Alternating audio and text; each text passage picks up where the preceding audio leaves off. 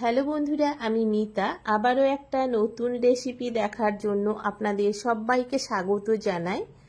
আজকে আমি ডিম ও সুজি দিয়ে একটা টিফিনের রেসিপি শেয়ার করব। আশা করি আপনাদের খুব ভালো লাগবে। আজকালকার আমাদের এখানে এক বাটি সুজি নিয়েছি আর নিয়েছি এক বাটি টক দই। এখানে কিছু সবজি কেটে রেখেছি। একটা গাজর কুচি নিয়েছি, ধনেপাতা কুচি, কাঁচা লঙ্কা কুচি, পেঁয়াজ কুচি, টমেটো কুচি ও ক্যাপসিকাম কুচি। এখানে গাজরটাকে মিহি গ্রেটার দিয়ে গ্রেট করে নিয়েছি।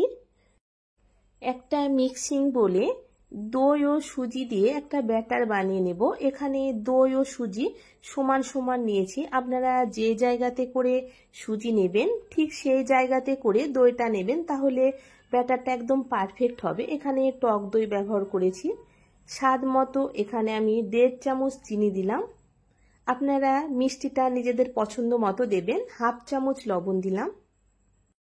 এরপর যে বাটিতে করে আমি দই নিয়েছিলাম সেই বাটিতে 1 বাটি জল দিয়ে একটা ব্যাটার বানিয়ে নেব। এখন পাতলা মনে হচ্ছে, 10 মিনিট রেস্টে রাখবো, তাহলে সুজিতে অনেকটাই জল টেনে নেবে। আমি যে মাপে সুজি, দই ও জলটা নিয়েছি সেই মাপে নেবেন, তাহলে ব্যাটারটা একদম পারফেক্ট হবে।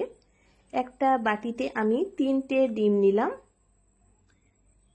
এরপর টমেটো কুচি, লঙ্কা কুচি, পেঁয়াজ কুচি, ধনেপাতা কুচি ও ক্যাপসিকাম কুচি দিয়ে ডিমটাকে ভালো করে ফেটিয়ে নেব। পরিমাণ মতো লবণ দিলাম।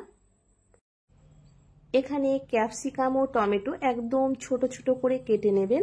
যেহেতু এই টিফিনটা একদম স্টিমে রান্না হবে, তাই যত পাতলা করে কাটবেন সেদ্ধটা খুব তাড়াতাড়ি হয়ে যাবে। দেখুন 10 মিনিট পর সুজিতে অনেকটাই জল টেনে নিয়েছে। একদম মিডিয়াম ঘনত্বের একটা ব্যাটার বানানো হয়েছে। এখানে অর্ধেকটা সুজি আমি আলাদা করে রাখবো। এখানে 2 ভাগ করে নিলাম। যেহেতু বেকিং পাউডার ও বেকিং সোডা ব্যবহার করব, তাই একসঙ্গে ব্যবহার করব না। 1/2 চামচ বেকিং পাউডার ও বেকিং পাউডার যতটা দিয়েছি তার 3 ভাগের 1 ভাগ বেকিং সোডা দিলাম। তারপর অর্ধেকটা গাজর কুচি দিয়ে ভালো করে মিশিয়ে নিয়েছি। এরপর এই ধরনের বাটি আশা করি আপনাদের সবার বাড়িতে আছে। বাটিতে ভালো করে তেল ব্রাশ করে নেব। এখানে তেলটা ভালো করে মাখিয়ে নেবেন, না হলে টিফিনটা উঠবে না। এরপর 1 চামচ করে সুজির ব্যাটার দিলাম। যেহেতু আজকে আমি বার্গারের মতো করে টিফিনটা বানাচ্ছি, তাই মাঝে ডিমের লেয়ার থাকবে, তাই অল্প করে সুজির ব্যাটার দিলাম। আশা করি আপনারা দেখে বুঝতে পারছেন। এদিকে আমি স্টিম করবার জন্য কড়াইতে আগে থেকে গরম জল করতে বসিয়েছিলাম। এরপর একটা ছিদ্রযুক্ত থালা কড়াইয়ের ওপর দেব। এরপর থালার উপরে সুজির বাটি রেখে ঢাকা দিয়ে 5 মিনিট স্টিম হতে দেব। 5 মিনিট এইভাবে ঢাকা দিয়ে রাখলে সুজি অনেকটাই সেট হয়ে যাবে। দেখুন সুজি ভালোভাবে সেট হয়ে গেছে। এরপর ডিম দিলাম। ডিম দিয়ে আবারও ঢাকা দিয়ে রাখবো। এরপর যে বাকি অর্ধেক সুজি রেখেছিলাম তাতে গাজর কুচি, 1/2 চামচ বেকিং পাউডার ও খুব সামান্য পরিমাণ বেকিং সোডা দিলাম। এখানে সুজি যদি অর্ধেক করে না রাখতাম, তাই বেকিং পাউডার ও বেকিং সোডা দেবার সঙ্গে সঙ্গে অনেকটা সুজিটা ফেপে যায়, তাই অর্ধেকটা আমি আলাদা করে রেখেছিলাম। আশা করি আপনারা দেখে বুঝতে পারছেন। 5 মিনিট পর ডিমটাও ভালোভাবে সেট হয়ে গেছে। তারপর ওপরে আবারও সুজির ব্যাটার দিয়ে দিলাম। আশা করি আপনারা দেখে বুঝতে পারছেন আমি কিভাবে বানিয়ে নিলাম। এরপর ঢাকা দিয়ে মিনিট 6-7 আবারও স্টিম করে নেব, তাহলে পুরোপুরিভাবে হয়ে যাবে। দেখুন মিনিট 6-7 আমি ঢাকা দিয়ে রেখেছিলাম।